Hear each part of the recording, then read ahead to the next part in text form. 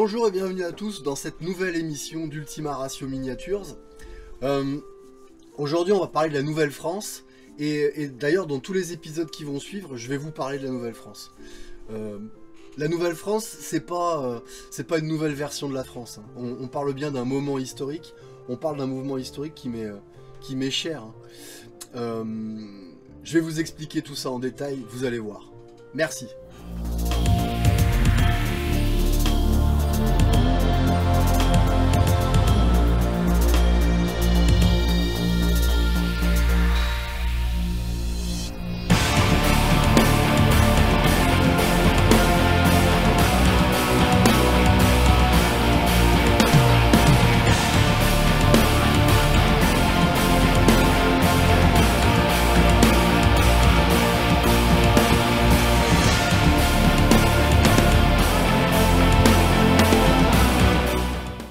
La Nouvelle-France, cette terre d'aventure, cette épopée rude qui mit les cœurs et les esprits à l'épreuve. La Nouvelle-France, non, ce n'est pas cette nouvelle version de la France. Depuis le jour où j'ai découvert ce pan quasi ignoré de notre histoire, je n'ai eu de cesse de lire à son sujet. Imaginez comme dans un rêve un territoire qui englobe quasiment la moitié des États-Unis actuels et la partie québécoise du Canada, plus une petite partie du Canada. Un territoire immense. Imaginez une histoire qui commence au XVIe siècle et qui se termine en partie au milieu du XVIIIe pour s'achever définitivement au XIXe siècle. N'est-ce pas fabuleusement anachronique que d'imaginer ces aventuriers bardés de métal, portant pensières et cabassets, débarquant sur une plage de l'actuelle Caroline du Nord?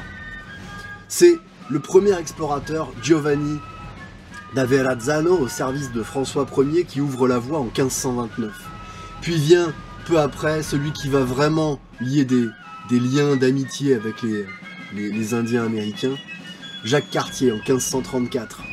Et c'est Samuel de Champlain qui ouvre les premiers établissements définitifs. Samuel de Champlain est un explorateur, un aventurier qui n'a pas froid aux yeux et qui va parcourir des milliers de kilomètres dans les environnements les plus sauvages que l'on puisse concevoir. Nous sommes au début du XVIIe siècle, il fonde la ville de Québec. Mais la composante la plus surprenante de l'aventure française en Amérique, c'est celle qui échappe le plus souvent à l'observateur de surface, ce sont les Amérindiens, les peuples autochtones que l'on appelle à tort les Indiens. Alors, embarquez avec moi dans cette aventure, nous allons explorer tout ce moment historique de la Nouvelle-France et je vous propose dans un premier temps de voir comment je suis en train de mettre en scène toute cette épopée et je vais vous montrer comment j'ai fait une partie du décor, notamment cette maison qui est plus ou moins une reproduction d'une maison que l'on pouvait trouver sur les bords du Saint-Laurent, hein, et qui date à peu près de 1630 par là. A bientôt, merci.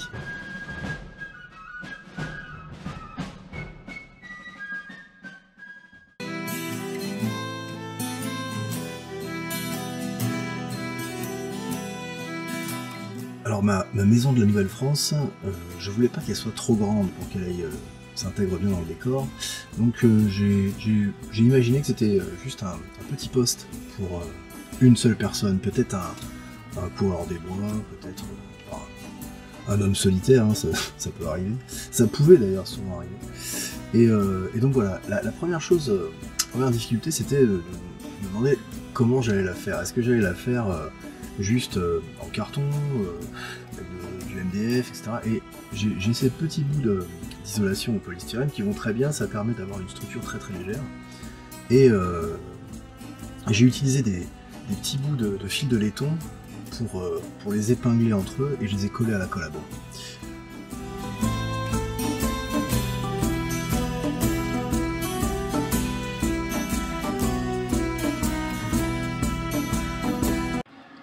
Ensuite, je voulais un joli plancher. Je me souviens avoir fait des bateaux à l'époque, du modélisme naval, et j'adorais faire latter les ponts en fait. Et je me suis dit tiens, c'est l'occasion d'aller latter le pont, alors du coup toujours colle à bois, du bois de cagette, hein, tout simplement, ça coûte rien. Vous achetez même pas une cagette, hein. Je récupère une cagette et puis vous la découpez, et j'utilise très très souvent du bois de cagette, ça coûte que dalle. Et pour faire ce qu'on fait, ça va très bien, pour des décors de wargame, c'est parfait. Et donc, bah voilà, j'ai collé mon bois de cagette. Faut faire gaffe à pas se défoncer les doigts avec un coup de cutter malheureux, hein, bien sûr. Et là, je me suis ensuite mis à monter ma cheminée. Alors, je sais pas trop comment j'allais faire, il me restait des chutes. Bon, la cheminée, elle est un peu surdimensionnée, mais enfin, ça reste un décor. C'est pas une maquette exacte. Et du coup, j'ai taillé ma cheminée avec mon polystyrène d'isolation.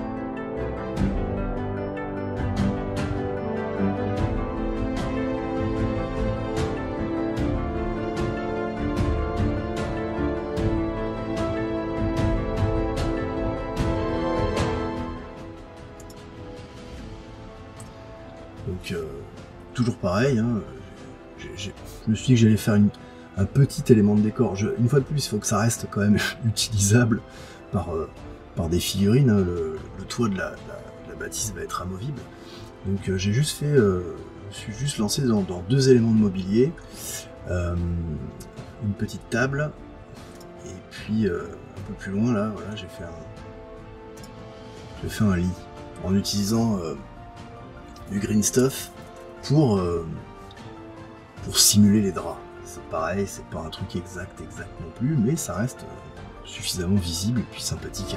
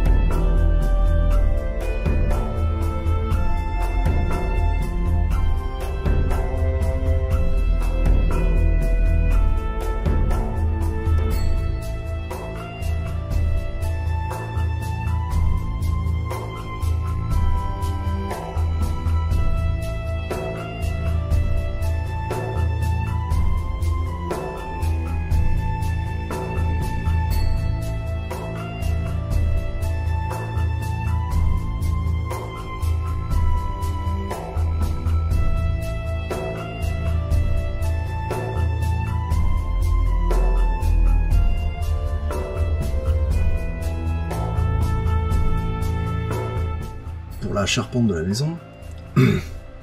J'avais envie de faire une charpente en bois. Je trouvais ça amusant. Je l'ai simulé. Là aussi, hein, je suis pas lancé dans une vraie charpente en bois. Je l'ai juste simulé en faisant les poutres principales pour que ça puisse se poser tout simplement sur la structure en étant suffisamment stable. Et puis, je voulais aussi simuler les planches de bois qui constituent la couverture de la charpente. Et là aussi, j'ai découpé des morceaux de cagette que j'ai affiné sur les bords. Et puis je suis venu les coller sur la charpente. C'est pas très long à faire, hein. Une petite soirée pour faire ça.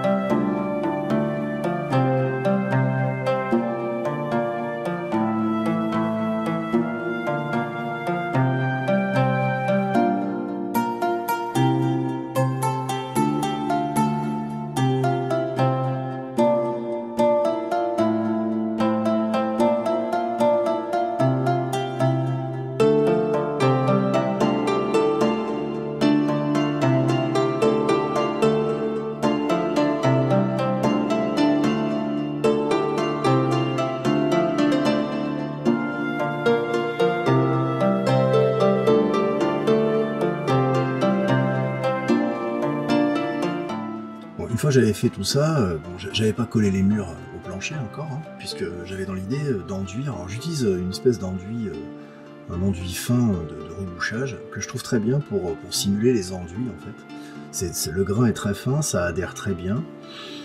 Si nécessaire, quelquefois je rajoute même de la colle à bois pour lui donner un peu d'élasticité et pour pas qu'il fissure en séchant. Donc voilà, hein, j'ai tout enduit, tout bien lissé. Et je trouve que ça me fait un très bon enduit, pour le coup.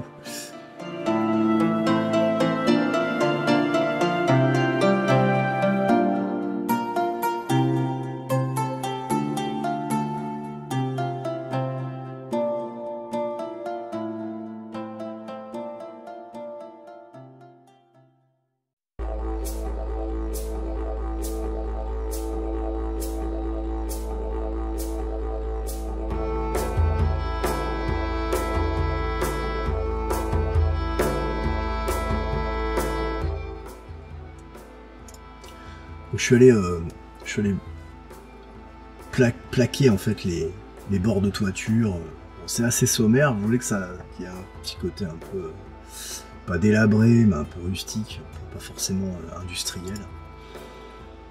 Donc c'est pas très bien joint, et c'est volontaire.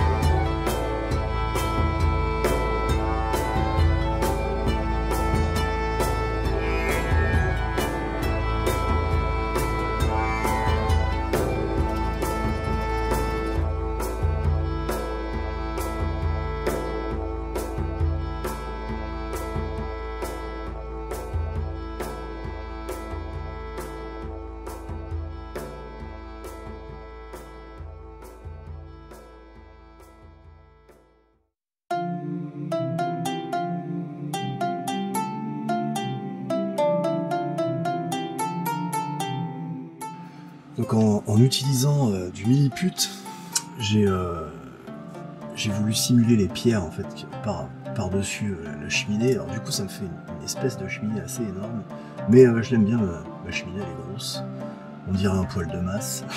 Je peux vous dire que le gars qui habite là-dedans va pas avoir froid.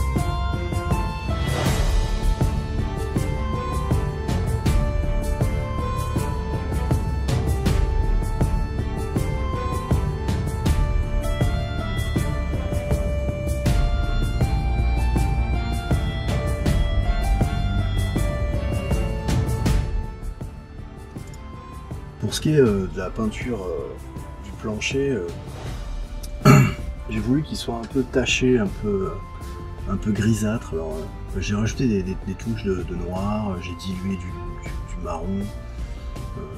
Je l'ai bien dilué parce que je voulais quand même qu'on voit apparaître encore les fils du bois. Je pense que ça le fait pas mal.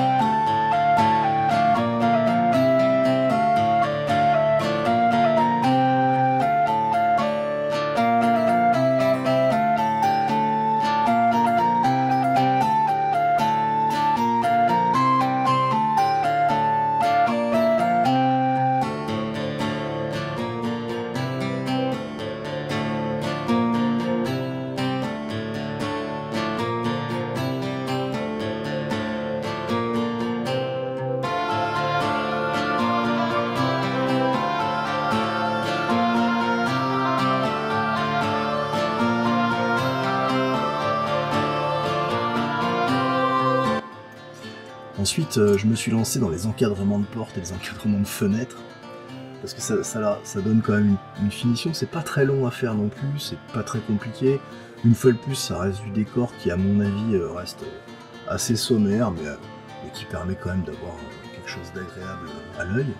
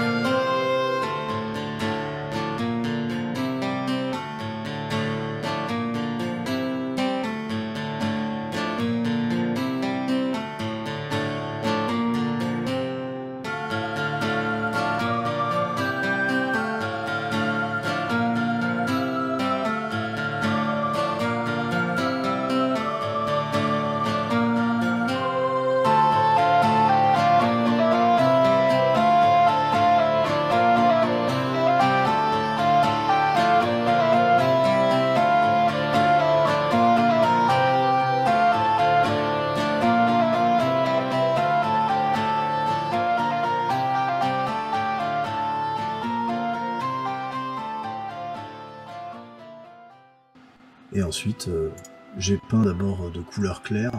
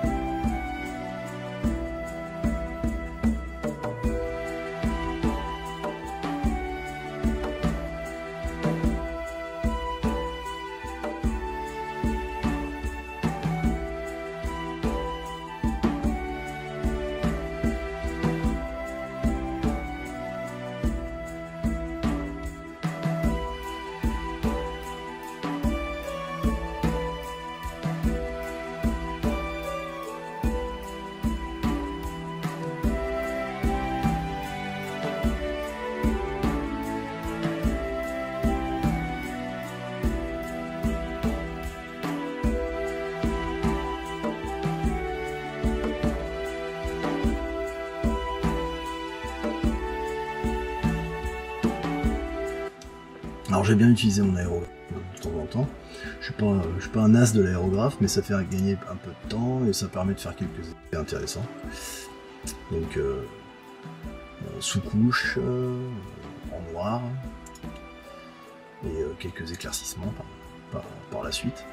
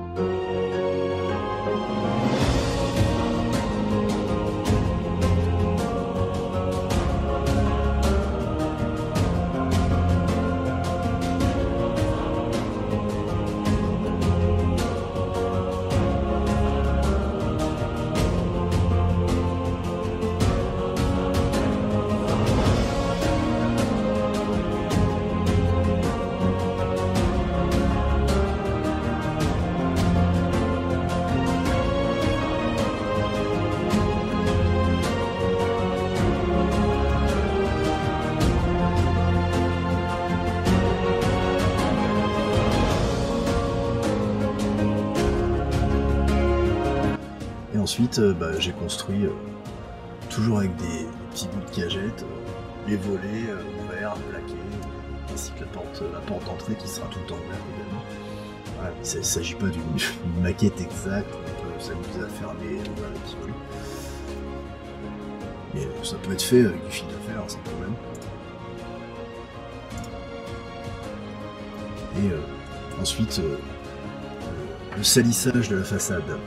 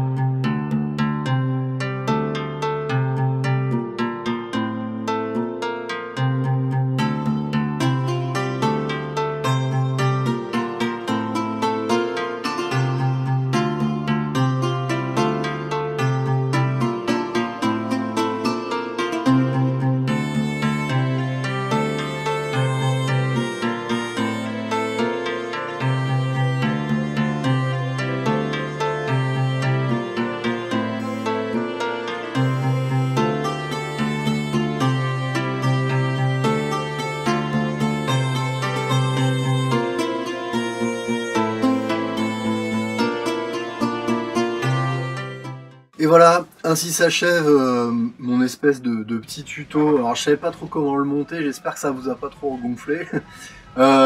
J'ai essayé de vous expliquer un peu comment je faisais, comment je pensais le truc. J'espère que ça peut vous être utile si vous faites des décors. Moi c'est vraiment un truc que j'aime à peu près autant que sculpter des figs. Donc là voilà, hein, c'est mon décor terminé avec... Alors ce qui est marrant c'est que avec la lumière, en réalité le toit est un peu plus foncé. Donc ça s'enlève. C'est très léger, hein, ça permet de le mettre sur la table tranquillement. Bon il reste un petit peu de floc à faire là sur la base.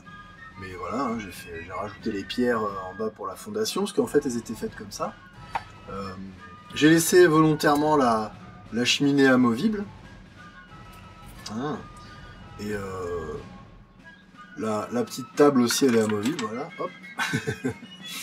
J'ai juste collé le lit dedans. Et la porte, voilà, de l'autre côté, elle est collée aussi.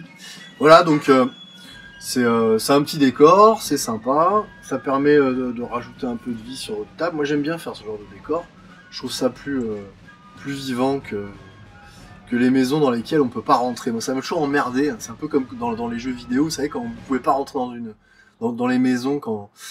Ah, il y a un truc qui va pas. Donc moi j'aime bien rentrer dans les maisons. Et du coup ça permet de balancer des figurines dedans, etc. Enfin je trouve ça vraiment sympa. Je vais continuer sur la Nouvelle-France, hein, parce que bon c'est vrai que vous savez peut-être pas, mais je suis complètement accro à cette période historique. Enfin, au XVIIIe siècle en général, un petit peu au XIXe aussi.